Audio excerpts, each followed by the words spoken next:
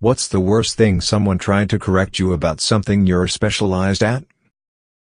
My wife has a friend who studied zoology who once told me that cows can't run or jump. I grew up with them.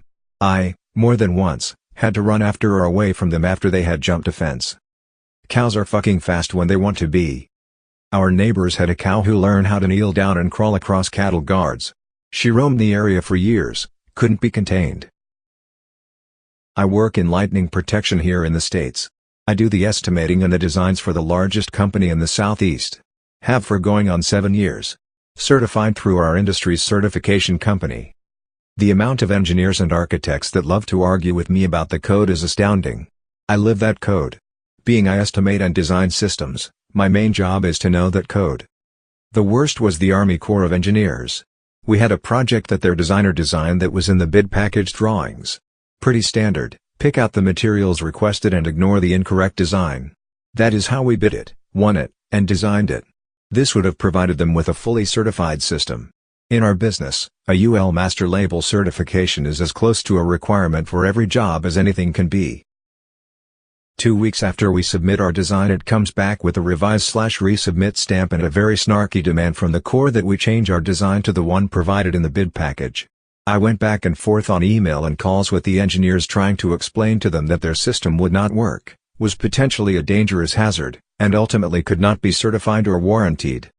They came back basically with, "We don't care what you say, we know better, do it." So I did. Designed exactly like they had and put a disclaimer on the drawing saying there would be issues and we were not responsible. A few months go by, it's installed and ready for certification. They call the inspector out and he fails it without even getting on the roof.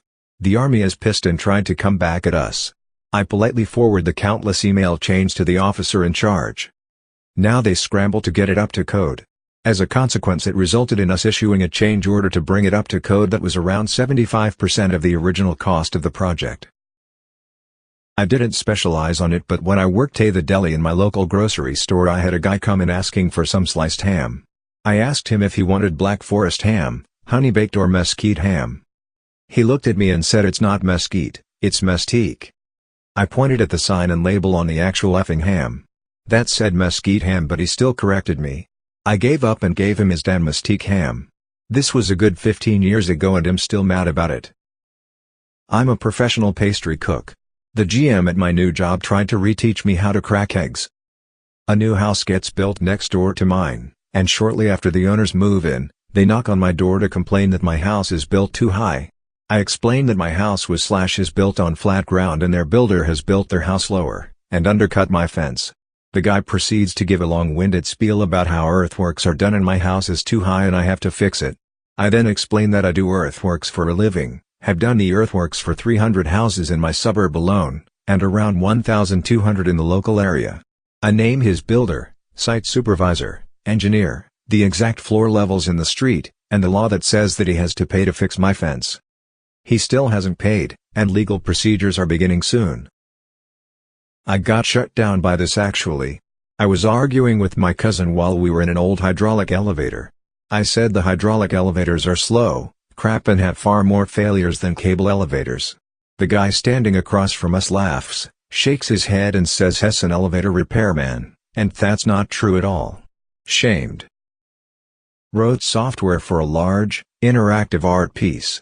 It was presented in such a way that it encouraged self-discovery of how it was used, but it wasn't difficult and most people picked up on the main operation of it very, very quickly as it should have been. There were 3 stations that interacted together but separated by some distance. I see some guy very flamboyantly operating the device. It created music, lights, and fire and explaining how it works to a small crowd around him. I'm intrigued, so I walk over to hear him. He's figured it all out and basking in the adulation of those around him. But, he's wrong. Like, way off. So, after listening a bit, I gently, and politely, point out how it differs from what he is saying. He looks around at his crowd, and tells me I'm way off and don't get it, that I just don't understand. This is more perplexing because simple operation and observation contradicted what he was stating. Anyway, I again, politely, explained a bit more to further illustrate where he was wrong. He told me I just didn't know what I was talking about. I hesitated and considered just thanking him and walking away, but then thought better of it. I looked at him and told him I wrote the software for what he was doing, and had been writing and running it on my laptop at home every night for the last 6 months. The crowd's attitude changed, people thanked me, and I wandered off. It was weird how invested that guy was in being right in the center of attention. At least he was polite at the end. My parents are Italian, I speak Italian, and I've had people in the US who are 1/4 Italian at best, or who once ate Italian food, correct me on the pronunciation of any number of things. Yeah, I've forgotten how to say a lot of things, so maybe I'm not a specialist per se, but sauce isn't called gravy in Italy, sorry. My friend and I went to Dapper Day at Disney last weekend, where people dress up in vintage wear. One of Disney's photographers asked my friend if she was Disney bounding interpreting a Disney character, and she replied that she was simply a generic dress circa 1955. The photographer began telling us how she was really much more late 1940s, and that we may have researched it, but he lived through it, and next time we should look at a picture. We are both professional theatrical costumers whose strengths lie in historical costuming, and her dress was taken directly from a 1955 catalog. Further, based on his approximate age, and being generous that he may have aged well, this man was definitely not older than 5 in 1955. In the Netherlands we have different sized glasses for our Pilsner. They all have a different name. The smallest, 0.18 liters is called a fluitier, the middle a vasse, and the large, 0.5 liters we just call half a liter or pint. Sometimes the bar has a medium of 0.33 liters as well, that doesn't really have a name. Anyway, most people drink flutes or vases. You'd order a flute, please, or a vase, please, and you'll always be served the house Pilsner. Most well-known one is Heineken, of course, in the size you ordered. As you might have guessed by now, I am a bartender. I was at work in a bar and had a group of 5 dudes drinking vases, a lot of them too. Thing is you order a beer, you'll be served a vase of Pilsner as a standard. Everyone knows this, it's common knowledge in the Netherlands, and no one ever objects to it. These dudes had been ordering 5 beers, please, the whole night. They were served vases, so 0.25 liters the whole night. When time came to pay, I gave them their bill and it said 35x vase PF Heineken. Then they tried to argue with me that the glass I served them, the 0.25 liters one, is not a vase but a flute, that a flute was 0.25 and not 0.18, and that a vase is 0.33 liters. I told them dudes I was not going to argue about something as ridiculous as this, as anyone who drinks beer in the Netherlands knows what a flute and a vase is, and everyone know what size they are. But they refused to pay, so I told them to Google it. They did. They found a website that listed the sizes and names of the glasses, but they wouldn't believe it because the website must be owned by Heineken. Sure, a flute and vase conspiracy, that's a new one. They told me the bar next door serves a vase of 0.33 liters for the same price we serve a 0.25 liters one, so they weren't going to pay. I told them to cut their crap, that I work in that bar too, I do, and that the price of a 0.33 was higher than our 0.25, and that it's not called a vase. He didn't believe me and looked up their drinks menu as if it would even matter what the prices next door were, even if they would be lower.